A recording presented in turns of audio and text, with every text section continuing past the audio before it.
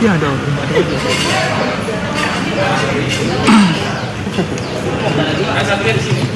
Oke. Habis.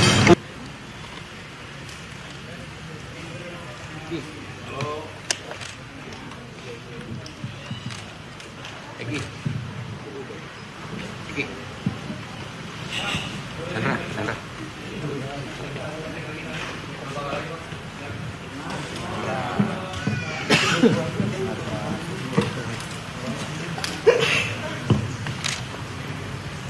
Baik, terima kasih.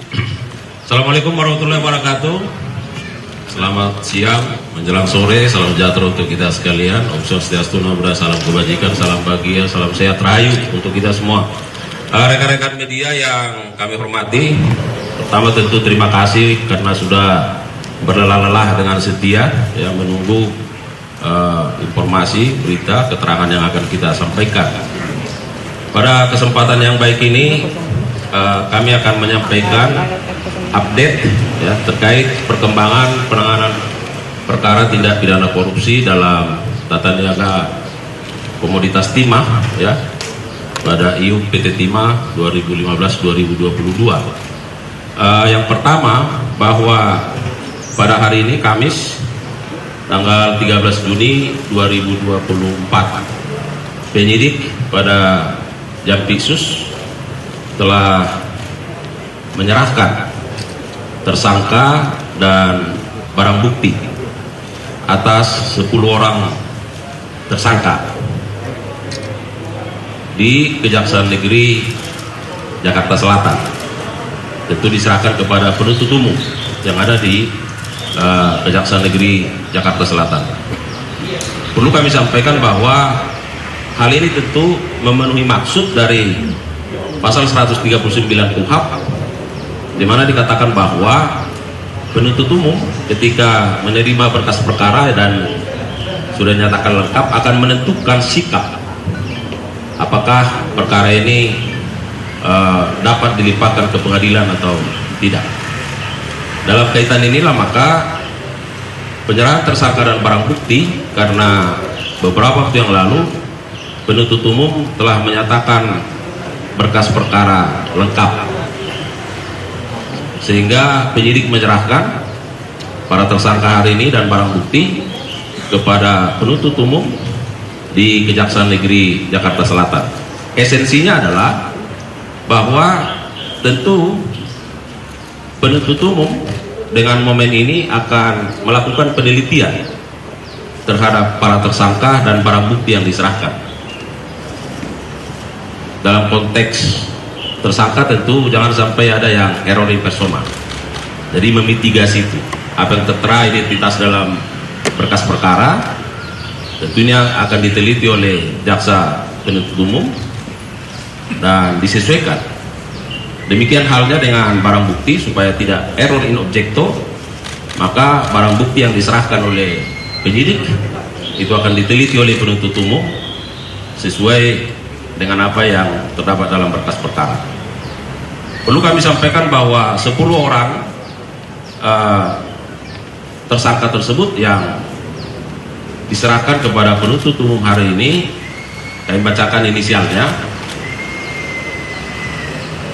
Yang pertama, saudara MRPT selaku Direktur Utama PT Timah periode tahun 2016-2021. Kemudian EE selaku Direktur Keuangan PT Timah periode tahun 2017-2018. Kemudian HT selaku Direktur Utama CPVIP ya. Kemudian 4, MBG selaku Direktur Utama PT SIP. Yang kelima, SG selaku Komisaris PT SIP. 6, RI selaku Direktur Utama PT SBS. 7, BY selaku Ex-Komisaris CP PIP. 8, RL selaku General Manager PT TIN. 9, SP selaku Direktur Utama PT RBT. Dan ke-10, RA selaku Direktur Pengembangan Usaha PT RBT. Dalam kaitan ini maka kepada ke-10 tersangka yang diserahkan hari ini oleh penuntut umum juga akan melakukan penahanan, baik yang ada di Rutan Salemba yang ada di Jakarta Selatan maupun yang ada di Kejaksaan Agung. Selanjutnya pada kesempatan ini tim penyidik juga menyerahkan sejumlah barang bukti. Yang pertama beberapa dokumen yang barangkali nanti bisa dikonfirmasi lanjut ya, terkait perinciannya. Kemudian sejumlah uang tunai dan logam mulia, dan ada 3 unit mobil yang turut diserahkan dan 90 sertifikat tanah. Nah, ini beberapa barang bukti yang diserahkan oleh penyidik pada hari ini kepada penuntut umum. Kami juga mau sampaikan kepada rekan-rekan media bahwa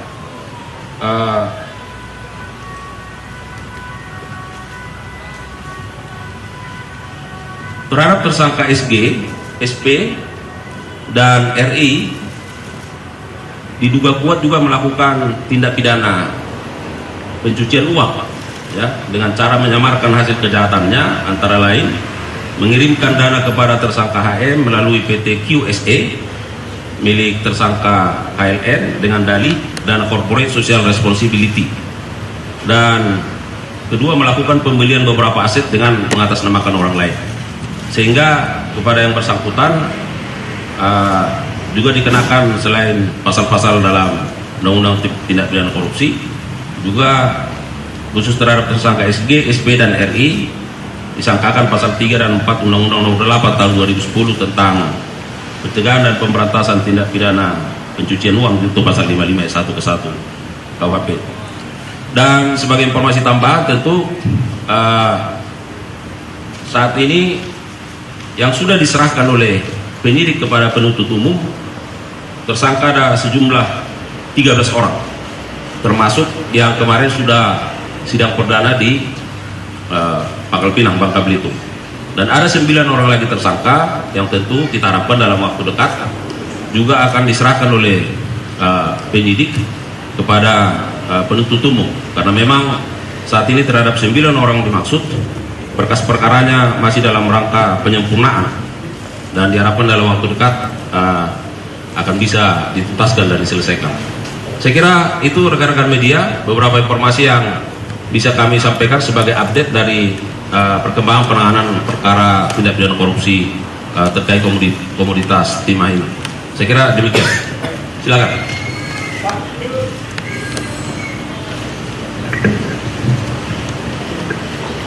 Ya, terima kasih Pak Kapus. Saya Baron dari Harian Sinar Indonesia Baru. Sejauh ini kan jumlah tersangka sudah 22 tersangka Pak ya. Apakah ada kemungkinan untuk tersangka lain setelah pasca penetapan tersangka terhadap Dirjen SDM yang kemarin Pak BGA, sementara periode yang dilakukan dia 2015 sampai 2020, apakah sementara kasus kejadian 2015 sampai 2022, apakah akan ada pemeriksaan untuk Dirjen selanjutnya? Satu seperti itu. Kedua, pertanyaan kedua terkait kasus TPPU untuk yang Hasim Muiz kemarin, HP Muiz, apakah nanti udah cukup seperti untuk penetapan mungkin dari keluarga HP Muiz, selain mungkin kedugaan keterlibatan dari keluarga-keluarga mereka, sejauh mana ini untuk masyarakat ketahui Pak? Itu aja. Baik, terhadap pertanyaan yang pertama dan kedua saya kira kita jawab sekaligus bahwa penyidik tentu akan terus melakukan pengembangan. Penyidik akan terus melakukan penggalian terhadap fakta-fakta hukum tentu, karena kita harus tetap berdasarkan hukum, dan itu sekarang yang sedang kita kerjakan. Bahwa bagaimana nanti perkembangannya saya kira kita tunggu ya, tapi yang pasti bahwa kami bekerja ya pada prinsip-prinsip integritas dan profesionalitas. Maka penyidik terus berusaha menggali, mendalami berbagai data dan fakta, apakah ada keterlibatan pihak lain dalam perkara ini atau dalam kasus ini. Tentu kita lihat nanti perkembangannya. Saya kira begitu ya. Terima kasih.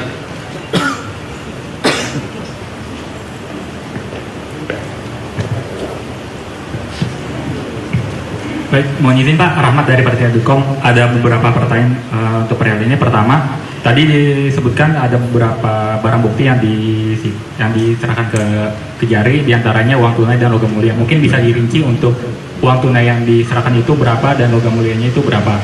Itu satu. Lalu kedua, untuk jaksa yang akan menangani ini, kira-kira ada berapa jaksa yang akan menangani? Lalu berhubungan juga beberapa waktu lalu juga dari pihak Kejaksaan Agung juga seperti kita ketahui sempat diteror oleh pihak Densus.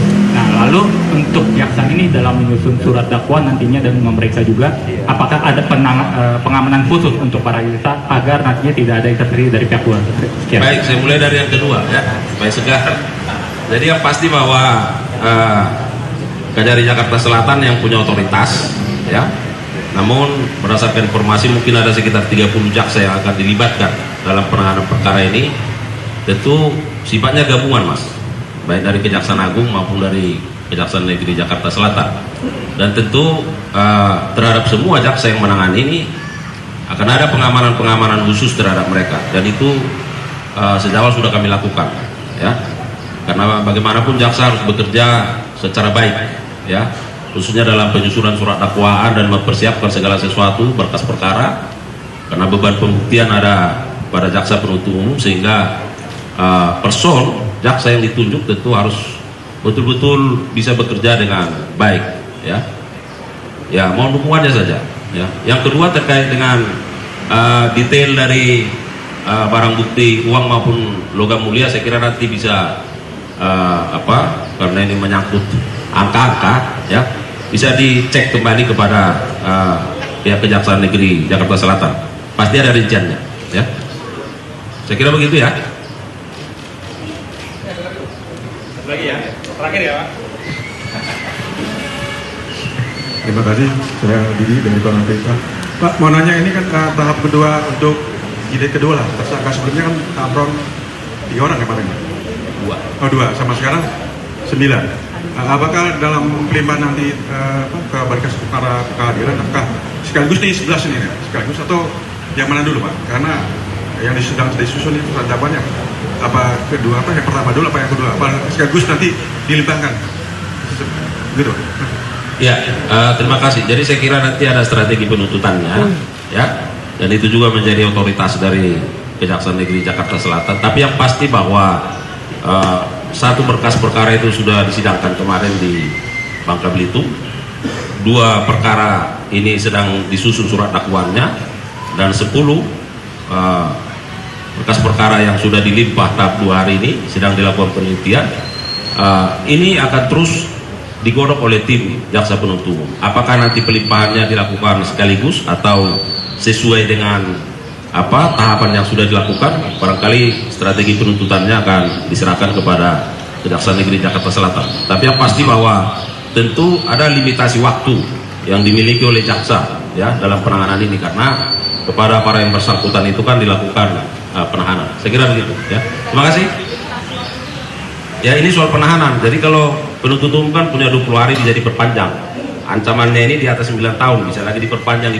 Tapi nanti kita lihat, kita mau bahwa ini cepat supaya masyarakat bisa mengkontes, melihat, dan ada putusan yang tentu pasti ya, kita lihat. Oke? Sedikit lagi, saya dari Tribun Pak. Mohon izin Pak. Mohon izin Pak, saya Aci dari Tribun. Pertanyaan saya satu, kan sekarang total tersangka plus terdakwa 1 orang itu ada 23 jadi totalnya Pak ya di kasus timah ini. Nah, sejauh ini kan dari berbagai kalangan masyarakat itu banyak gejolak-gejolak yang timbul Pak terkait perkara ini, termasuk diantaranya akan ada yang mengajukan pra peradilan terkait dengan penanganan perkara ini. Katanya ada yang pemilik manfaat terbesarnya itu belum ditindaklanjuti oleh pihak Kejaksaan Agung.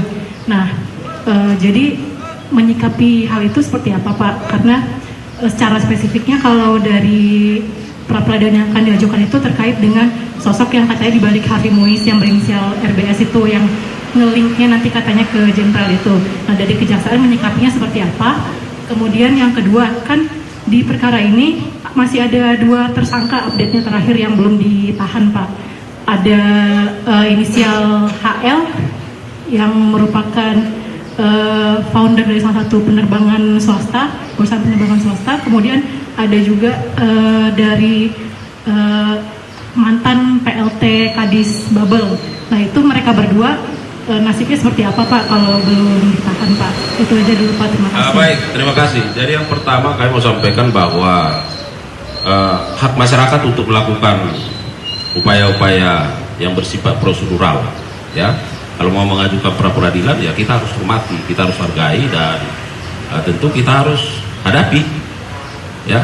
Nanti tinggal kita lihat bagaimana duduk persoalannya, ya, dalam kaitan apa terhadap perkara ini. Sedangkan yang kedua, bahwa ingat, penahanan itu merupakan kewenangan, dan itu didasarkan pada 2 alasan, alasan subjektif dan alasan objektif, ya.